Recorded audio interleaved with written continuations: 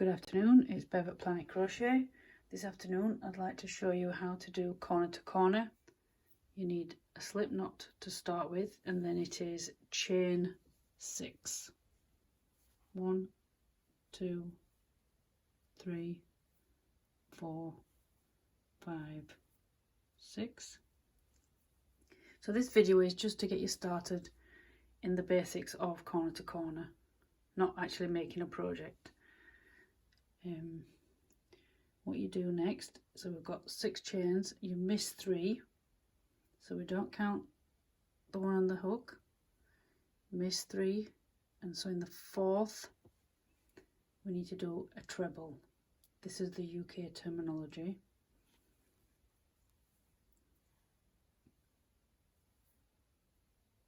So that's 1, and do another 1 in each of the other 2 chains. So you've got 3 treble. The 3 chains are as a treble. So there's your first block, if you like. And to make it grow square or oblong, you need to turn your little block 1, 2, 3, 4, 5, 6. Same again, miss 3 from the hook, 3 chain, and a treble in the 4th.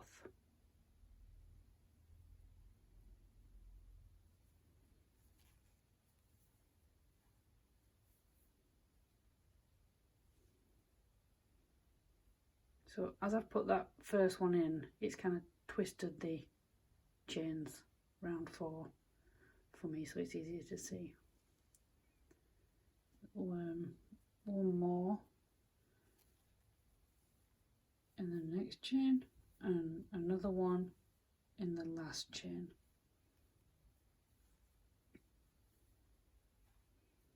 Now we need to join this little block to this one. So you remember the 3 chains you skipped, so we're going to slip stitch so it joins on. There you go. Now if you use solid colour to make something, back and front are the same, but I'll do that in another video with joining colours. How to weave in and things like that. So for now I'm just doing it in a solid colour. So you've joined your second block to your first. Now I have seen a crochet do 2 chain, but the majority of crocheters that I've watched over the last nearly 7 years use 3 chain. So you can use 2 or 3, but whatever you're doing, make sure you do the same all the way through the project. So I've done 3, so you need to chain 3, that's 1 treble, and then you need to put 3 treble into that 3 chain from the first block. This makes your 3rd block.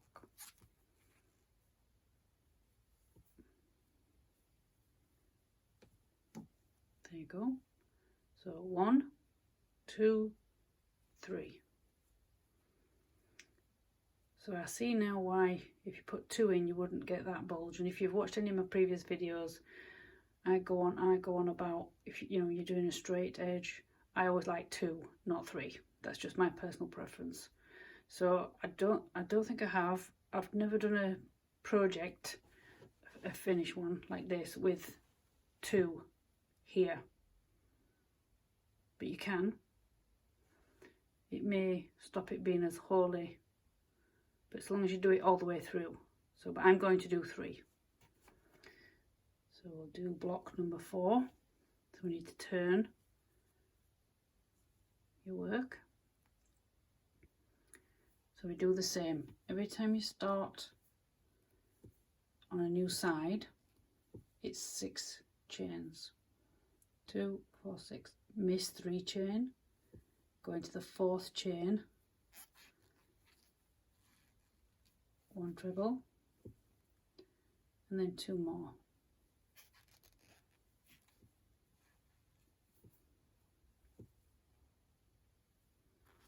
And then it's the same principle as before. You want to join this one onto this one. So into the 3 chain you missed when you made the block, slip stitch, 1, 2, 3, and then 3 treble. Now I just found this easier to fold that down, because when it's not too bad at the moment, but when your project gets bigger, your hook can catch on the side of that block here, and you can pull your strand if you don't stop it quick enough. So for me, have I done 1 too many? I have. So remembering it's chain 3, 3 trebles, so it's 4 trebles, and then join onto the neighbour block in the missed 3 at the top, and then again 1, 2, 3, and 3 treble.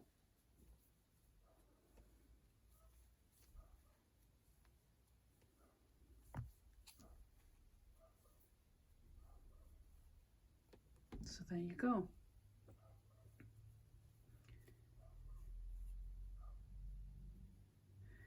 Again, turn your work,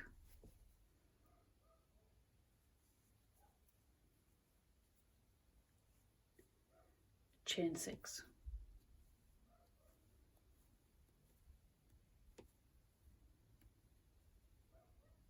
miss 3 chain, and 1 treble in the 3 chains that's left on the row of 6.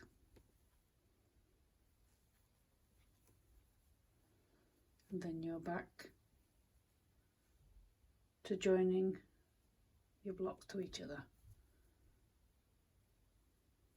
There you go. So I'll work this up a little bit more, and I'm going to show you how to square it off, whether you want to square or you want an oblong. It's up to you.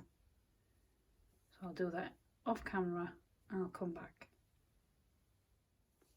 You've done the last block. I'm just going to do 5 by 5. I will square this one off, and then I'll do a little bit more and show you how to oblong it. But I'm going to square this one off, so it's 5 by 5. So you finish your last block, turn like you would before. Now instead of chaining 6 and making more block,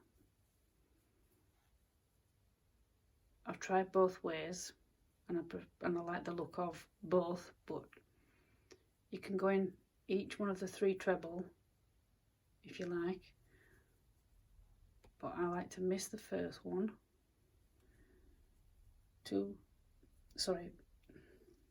1 slip stitch in each of the 2 treble, miss the first one, slip stitch in the next 2, try not to be too tight if you can, it's a little bit fiddly, and then slip stitch as you would to join on your neighbouring block. So if you'd made a block now here because you wanted it bigger, you would slip stitch into the 3 chain space. So you just carry on, 2, 3, and like I say, I like to bend it down so I don't catch, because off camera I did catch it. And there's nothing worse than you've got a really nice project and you catch a strand and you pull it. So it's just a tip. And then join again to your neighbour one.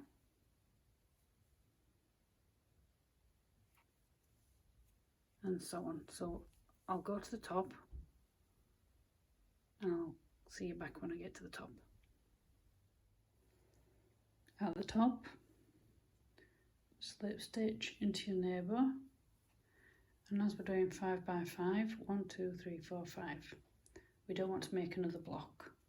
Turn your work, same as we've done this side, slip stitch in each of the 3 treble, 1, 2, 3, and then slip stitch into the 3 chain space. Don't forget that. And then carry on as you did before.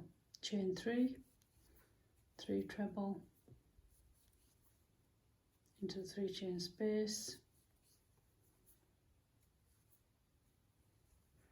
Actually, it's around the 3 chain, and then slip stitch into your neighbouring block, square, whatever you want to call it, and same again, back to the top. I'll do this off camera and come back. I have slip stitched, turn, and then slip stitch into your 3 treble from the last block, and into the 3 chain space. So we've nearly finished. Just this swatch anyway. If you're doing a project, obviously you will go on for a while. So just measure what you want, the width and length you want your corner to corner to be. Because when you do block colour, you can do what you like, whatever size you like. But if you want to keep practicing, just do a little piece like this, 5 by 5, pull it out, and then you might go bigger and bigger, and then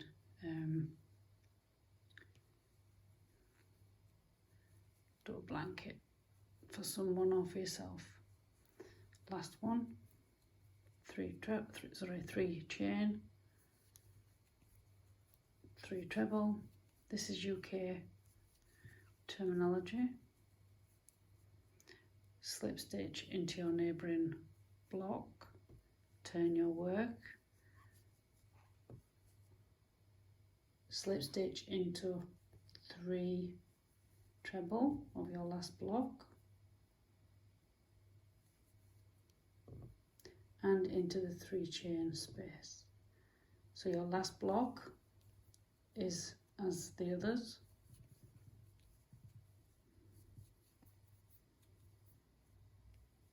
Last treble,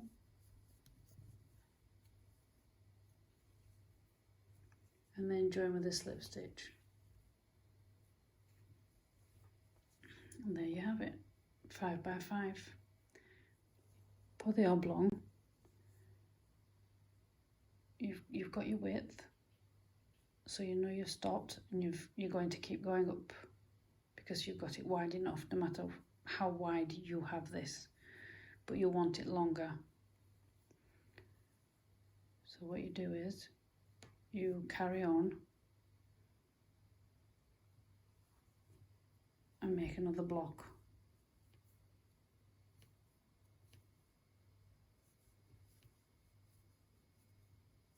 And it's entirely up to you, unless you're following a pattern. But when it's plain work like this, it's got no patterning like this one, like I followed a graph for that little miss. If it's just plain like this, you make it up, you make it what you want. 5 across the bottom, but 7 up the side. 1, 2, 3, 4, 5, 6. Turn, and I want 7, so I want to make my last block for the length, chain 6, 3 treble, after you've missed 3 chain, So that's one. It is a little bit fiddly, these, even if I'm off camera, it is fiddly when you first get going.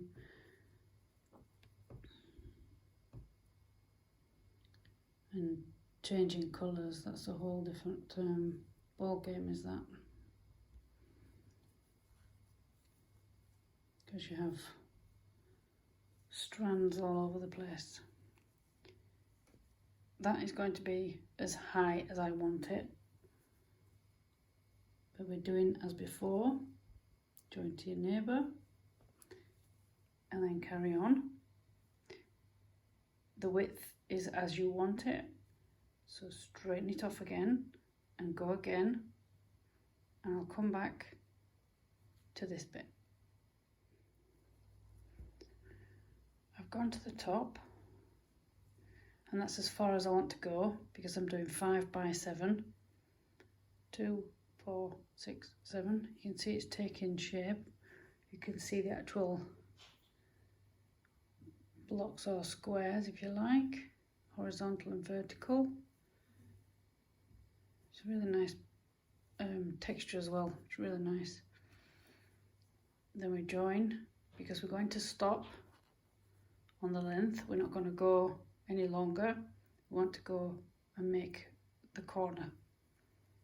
Turn. So we're slip stitched as you would normally, and as before, the 3 treble, slip stitch into each. I'll put that behind. It's up to you how you turn your work. I just find it awkward when the strand is in front of my work to do the first slip stitch. So that's 3 slip stitch into each of the treble, 1 in each, and slip stitch into your 3 chain space. And then as you were, 3 chain and 3 treble. So you do the decreasing of the blocks, squares, to how you want it to look, or the size of your project. So finish the last block, and to finish off, slip stitch. Now I'm not going to do the border on this video, I will do that on another one. But if you were going to do the first round, what I like to do is use the same colour as the body of even the cushion cover for that little miss. It's white on the outside, so I did the white, the first border. I'll show that on another video. But what you could do is, if you have some in the house, that's good. If you can purchase yourself some graph paper, and then you can see a visual. A bit like this little thing here of, I don't know when I did this, but anyway. So this one was 5 by 7. 5 along, and then you go 7 up. I must have done that for a pattern. So if you start in the corner, 1, 2, 3, 4, 5. You want it 5 width, and then you're doing 7 up. This is just the example. Obviously, for a blanket, you're going to do it bigger. And obviously, and I have had to use 2 pieces of graph together for something else. It was to get it all on. But for demonstration purposes, you've got 1, 2, 3, 4, 5. And then go up 7. 1, 2, 3, 4, 5, 6, 7.